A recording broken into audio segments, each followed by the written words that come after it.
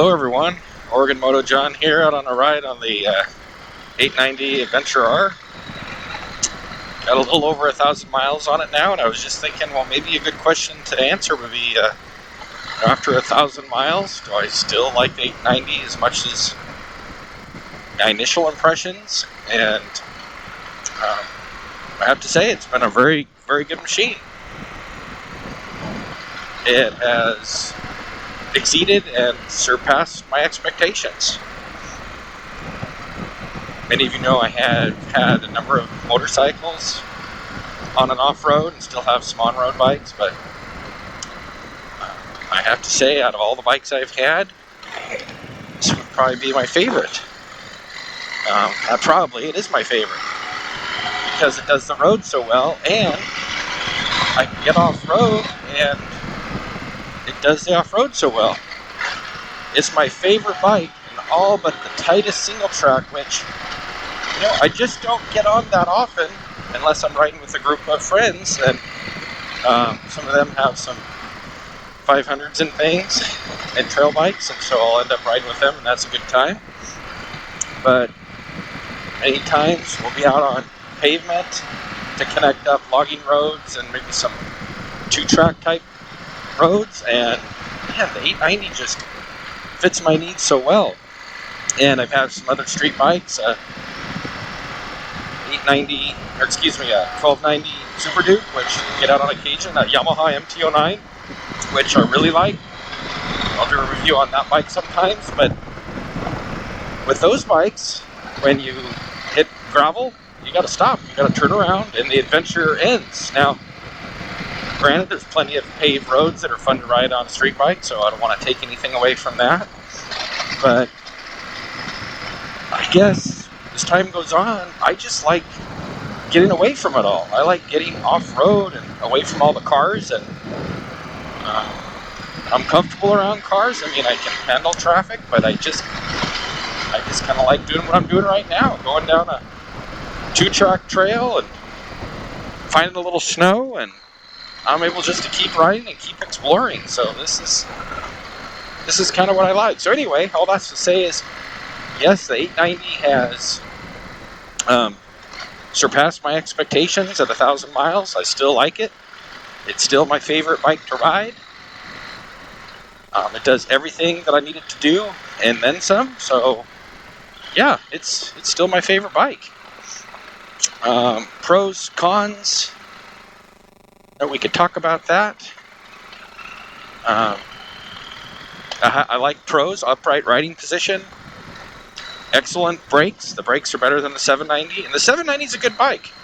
I saw an article the other day talking about how 790, one of the 10 worst bikes. Well, it was saying that if you get the 790, you may want the 890 kind of a thing. Well, that to me really is taken away from what the 890 is, or from the 790 is, and the 890, because if the 790 is the 890 minus the brakes and the little different motor, I mean, it's not that different of a bike. So I don't know. I felt that article was a little unfair to put it on that list, because it's a great bike. I didn't have any complaints, and it's not that much different than the 890.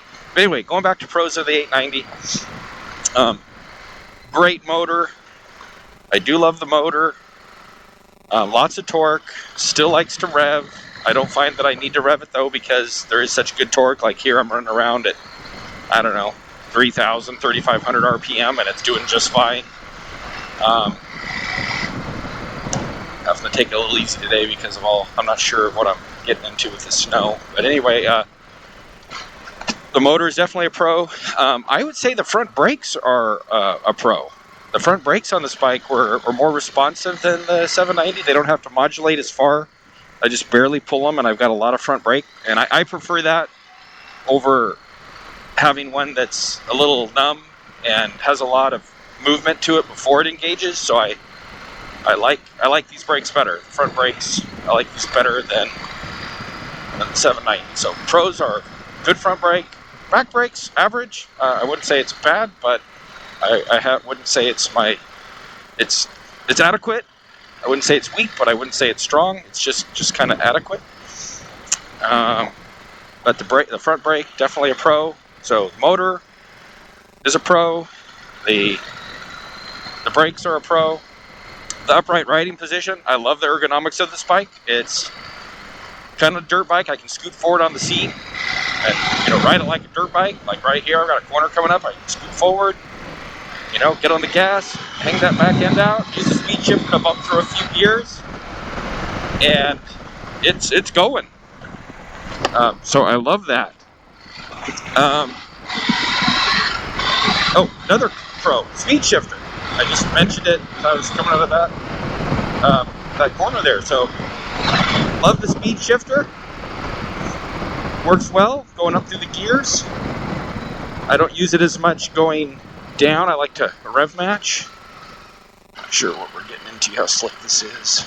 But anyway, so the pros: motor, upright riding position, great ergonomics. You can ride it like a dirt bike or scoot back a little bit and then run it like a street bike and more relaxed back on the seat position. But if things get a little technical, you scoot forward, get your elbows flared out a little bit, and ready to ride some trails and dirt. So I like that I feel comfortable in both those positions.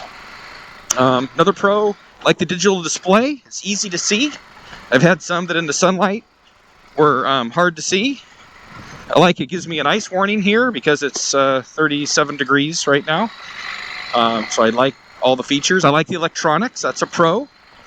I'm on a slip number 5, so that gives me enough slip to have some fun, but not so much to where things are going to get out of hand. So the electronics are a pro. The gas tank is a pro and a con to me. More pros than cons. The gas tank gives you a low center of gravity and around 5+ gallons of fuel. That gives me around 250 or more, 250 to 280 miles range. So I like that. And those are both positive things. I guess a con would be, though, it looks kind of different. I'm used to the looks now. I put some stickers on it, and I like it. I've learned to really like the tank. The looks of the tank, it doesn't bother me. A little slick, not bad. But you could say that's a con, but I think it's the pros outweigh the cons of the tank. Trying to think of any other cons. I guess a con would be you have to buy the quick shifter, rally pack, and some of those features separate from the bike. So you buy the bike and then you have to pay to activate the quick shifter and some of the other features that the bike has, cruise control and some of those things. So I don't know, would have been nice to have that included in the bike. But if you look at the way cars are packaged, I mean, many times you buy a car and then you have to pay to add different packages. So that's not that different compared to other bikes. Oh, another con. I just had to stand up because I was going through some of that snow back there, and it's great position to stand up. I did raise the bars just, I think, 5 millimeters or so with a little basic riser from KTM, and that seems to feel a little better for me. But I love the standing position on this bike. It's good 2-up. There's another pro. Don't ride it 2-up often, but when I do ride 2-up, it does feel, it handles it fine. The suspension can handle it. That leads me to another pro, suspension. It's been great. Definitely an improvement over the 790. The front forks feel the same as the 790, the Adventure R, but the rear fork seems to be better sprung in a way that I can adjust it to where it's not so bucky. Doesn't buck me in the back seat going over washboard and through some of like here, there's a pretty good pothole. Lift the front end over it and the back end just floats through it. Doesn't give me any harshness. So the suspension is great. I've had this on more technical things than what I'm riding now, and I haven't been able to get it to bottom out. So I like that. Comes someone. That's why you always ride in a way where you got a little bit left.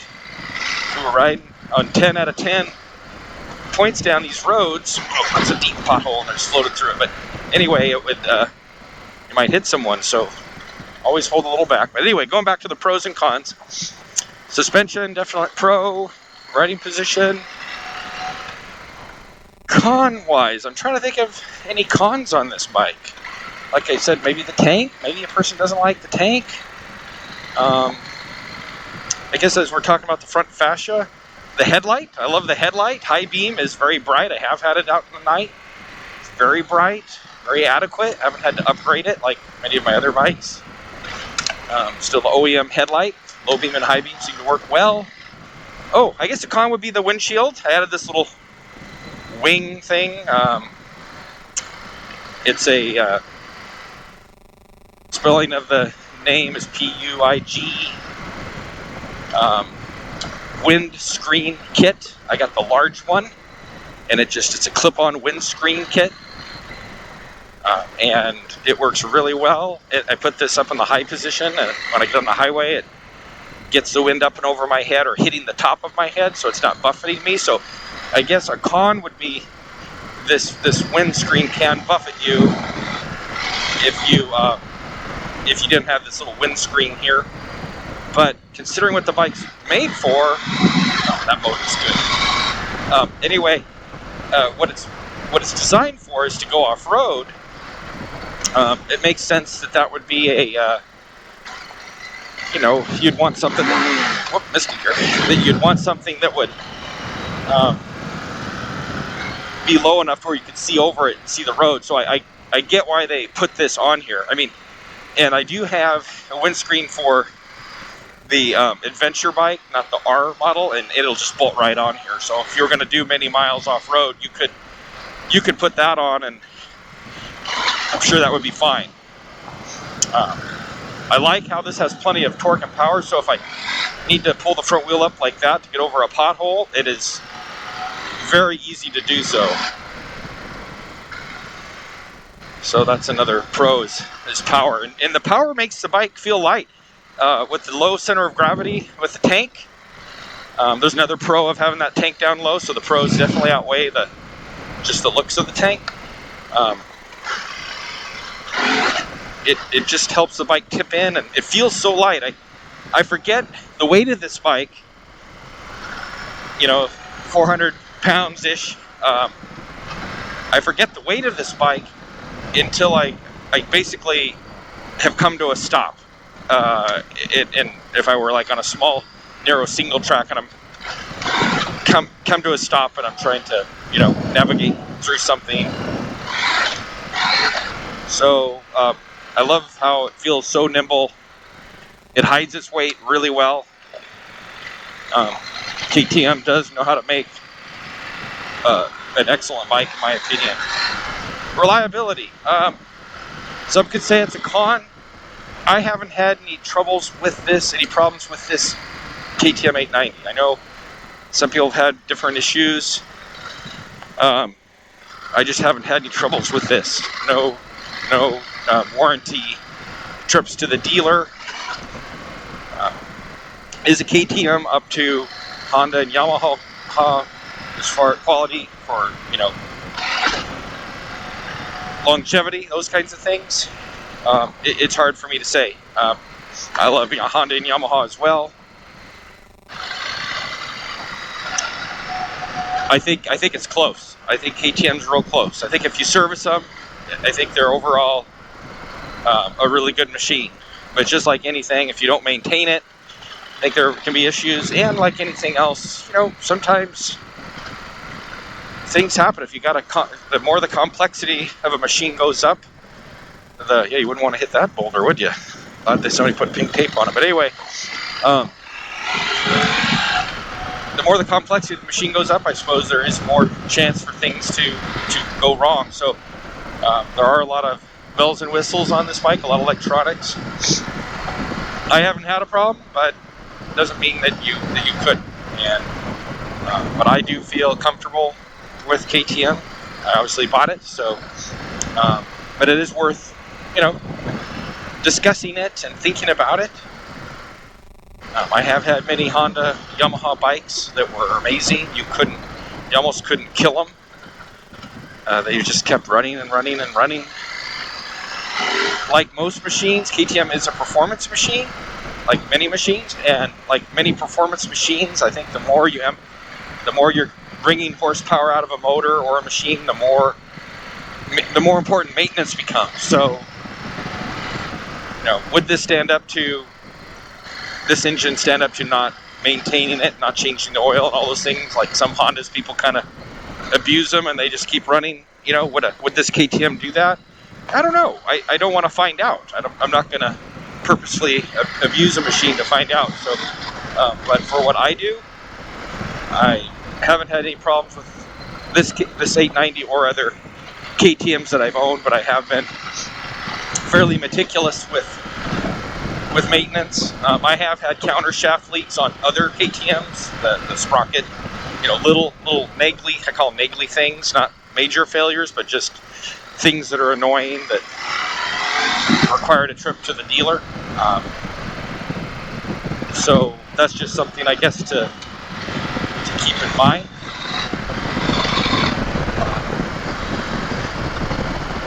But I haven't had any issues with this. I did get a little water on the outside of my screen, but wasn't where it was viewable. It seems to be dissipating as the weather warms up, although of course today it's kind of rainy and wet. But it has not entered the viewable portion, so I haven't had to make it a warranty item, and I won't unless it's very detracting from the screen.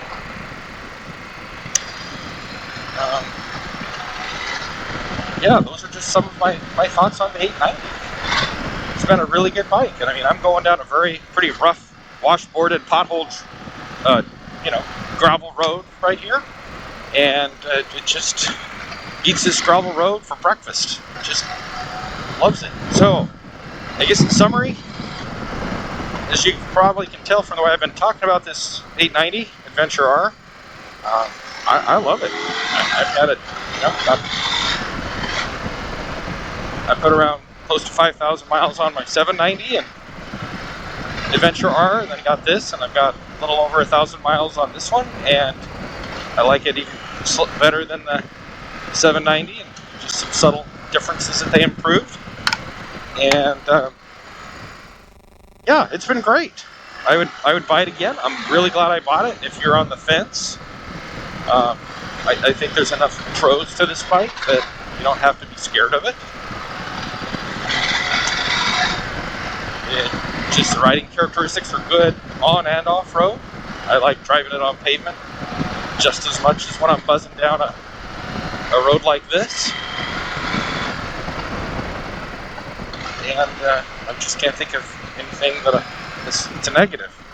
Oh, they also fixed the 790, where you fill the oil for the motor, it kind of hit the gas tank. They fixed that on the 890. I did an oil change a while back, and it wasn't a problem. I guess if there were one con, it's still hard to get parts for this a little bit, like heated grips and some of those things that you'd like to add. Certain accessories are still a little bit hard to get into, but over time I'm sure they'll get that fixed.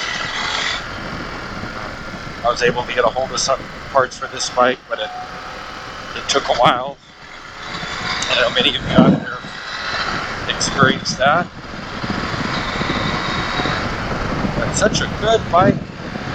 I like how you can rev the motor out like a street bike, like kind of right now. Even that's only 4,000 RPM. You can torque it around. You can go through washboarded, rutted trails and open roads. And this bike just soaks it up. Definitely makes me a better rider than I am.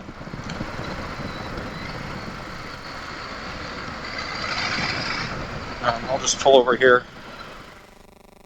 You guys can get a look at the bike.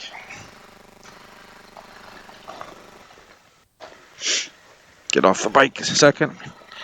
And I'm 5'7", 5'6.5", and I'm able to get on and off this bike easy.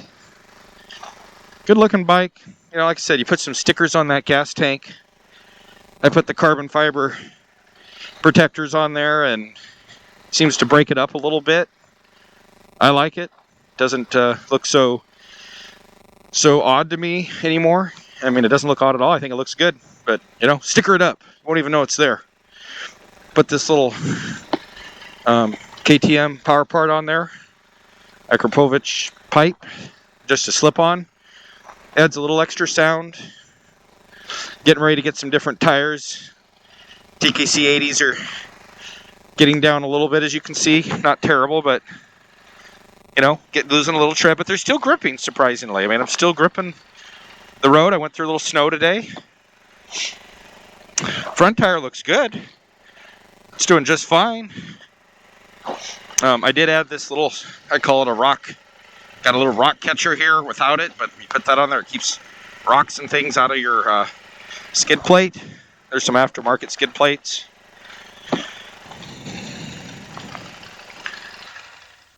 Yeah, it's been a good bike. Got the heated seat on there. Drops the seat a little bit. I think slightly. But there it is. KTM 890 Adventure R. Gets me up in nature. Up in beautiful areas like this that probably wouldn't be as have a tendency to go in a car or something. I didn't want to beat down gravel, muddy roads, but this thing likes it, so it doesn't mind going down this kind of stuff. Gets me out and about. There you have it. I'll have some other content on the 890 as time goes on. You know, oil changes, air filter changes, just basic things. I'm going to put some different tires on here soon. I'll post that, so like and subscribe if you want a little more motorcycle 890 content. I'll be reviewing the Yamaha MT-09 and some other bikes. Yeah, thanks for watching. All right, let's get on the bike and keep riding. Got my little heated vest that I plug in and then mounted the controller up here. Don't really use it in the summer, of course, but man, I'll tell you what, in the winter it's good. I'll use the kickstand to get on, and then I'll kick this bike over to the right, and I can touch tippy-toed with both feet, or I can slide to the side, which is what I like to do, and put a foot down. Oh, the mirrors. I don't know. I don't mind the mirrors because I can see so good with them. I like them, but I can see changing them out for some of those other ram-mounted mirrors. I can't think of the name of them at the moment. But they if you wreck or something, they just bend around. I've had those on my EXE 500, 350 and stuff, and they're great. They just bend and you fall over. You can't break them. So I like those. I can see putting those on, but I don't know. These mirrors let me see up and over my shoulders. I don't have the broadest shoulders in the world, but I don't have particularly narrow shoulders, so I get tired of mirrors. I never can see around my shoulders. I'm sure many of you are in the same boat. So I leave these on mainly because it lets me see behind me where I want to see, and I can see around my shoulders. So I like that. I get tired of looking in side mirrors on bikes and all I see is my shoulders, even if I adjust them, shoulders and my arms. I'd rather see behind me than see myself. So see these mirrors, I can actually see behind me. So I just feel like the ergonomics and everything on this bike, I just feel like they got it figured out. And the on-street matters of this bike. I mean, here I was on some gravel. Now I'm on pavement, and this is pretty wet. It's actually raining. It's hard to tell, but it's raining off and on, and so I'm not going to be tipping this bike way in. I don't need to try out my riding gear, protective ability. But anyway, I like how it rides online. I mean, then we can take off from a stop here and use the speed shifter if we want to. Just bump through a few gears, and it's just, bike isn't even working hard. I guess another pro, fuel economy. I've been getting 50 plus miles per gallon. I think it could even do better than that if you were just on the highway nursing the throttle, but I ride pretty average, I suppose. I don't ride hard, but I'm not riding for fuel economy on this. I'm just riding for enjoyment, so I'm not trying to stretch the fuel, but it's cool that a bike gets good fuel economy even when you're just riding it. So in a nutshell, that's some of my pros and cons of the 890. And as you can tell, after 1,000 miles, as you can tell, there's a lot of pros.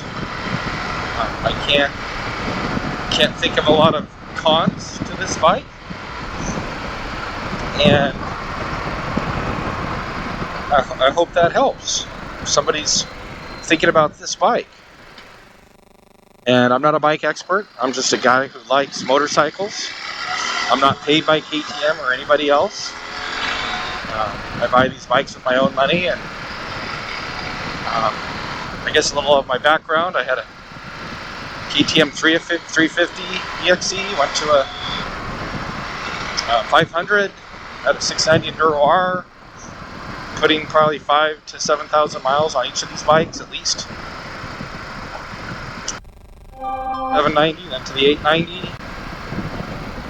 3 bikes I've had. Yamaha Maxim when I was younger, little 550s, Suzuki GS 450. Had a 2014 Yamaha MT-09, which I really liked. Got a Super Duke 1290R, and then I missed having that Yamaha MT-09, so I got I think the second generation. I think I got a newer one out now, but the second generation, a 19 MT-09, and I'll do a video on that. That is a great street bike. There's something about that where you just get on that, and that inline triple is somehow magical, and I like that bike. It's small, but it's like for a guy medium-sized built. It's like you just sit on it, and somehow you just feel at home. I can't quite explain it, but like I said before, you can't drive that thing off-road, or I wouldn't. I suppose you could put different tires on it, but it's not really made for that. So why? I've never been real big on making bikes do what they're not supposed to do. But anyway, that's it. I'll do a review on the MT-09 when the weather gets better and it's not raining all the time, or most of the time. So yeah, just a little bit about, so while I've had a number of bikes, and there's been some others in there I'm sure that I'm not thinking to mention at the moment, and then lots of dirt bikes. I didn't mention when I was younger, I went through probably a lot of the bikes that we've all ridden, XR80 and YZ250s and 450s and different bikes. So, and I have a Honda 450 bike that I mainly ride in the Dude. So anyway, there's just a little background on different bikes that I've ridden. So I'm not an expert. I'm just a guy who likes bikes and is trying to give you my honest opinion. But there's lots of good bikes out there. Yamaha Tenere 700 looks like a really nice bike. I'm sure I'd be happy with that. Got the Norden 701, looks like a good bike. I'd really like to test that out sometime. I'd definitely ride it if given the chance. But yeah, lots of good machines to ride. But I do think that KTM 890 Adventure R should be on your short list of bikes to consider and purchase if you want a bike that you want to do highway, you want to do gravel roads, 2-track roads, and if the single track's open, not overly technical, I've done some and done fine, been pretty comfortable on this, but if it gets too tight where you're getting on and off the bike and those kinds of things, I just feel like a 400-pound bike is a lot to navigate through there, and if it goes bad, it's gonna go work, be a lot of work. I'll just say that. But for just like everything, for everything there's a tool, and the 890 is a tool that does a lot of things well. So if you're going to be doing some other things, maybe you need a different tool. So with bikes, it's kind of like that. I think you got to make sure you're using the right tool for the job. But the 890, in my opinion, is the right tool for most jobs and does it well. And even on pavement, I've talked about this in other videos. I like driving it on pavement. It's comfortable. It doesn't feel like a big bike on pavement at all. I like the upright ergonomics. I like the acceleration out of the corners. I've had bikes where you went off-road, they felt great, but then you got on-road and you felt like a duck out of water, kind of buzzing down the highway, and it's wobbling, and a truck goes by, and a little aftermath of wind that's behind it kind of blows you around, and you know, the head steering bar, the bars want to kind of get a little shimmy in them and all that. There's none of that on this bike. You get on the highway, it's like, oh, that's a lot of glare. It's like it was designed for the pavement, but there are lots of great adventure bikes for the pavement too. I do know that. But I do like how you get this bike on pavement. It just feels right at home. Alright, hope you all are having a great day. Thanks for joining me on this short little ride. Thought I would just give a 1,000-mile update on the KTM 890 now that I've got a few miles on it. And I'll give another review of this when I get some more miles on it. Let you know what I think. But so far, it's been good. The gearbox has been good too. I might add. I haven't had any problem, pulse neutrals and things with the gearbox. The only time I miss a gear is if I literally wasn't being conscious of my shifting. So, can't complain. Alright, have a great day. Keep riding. We're moving towards better weather, so that's always a good thing. Have a great day. Take care, everyone. Bye-bye.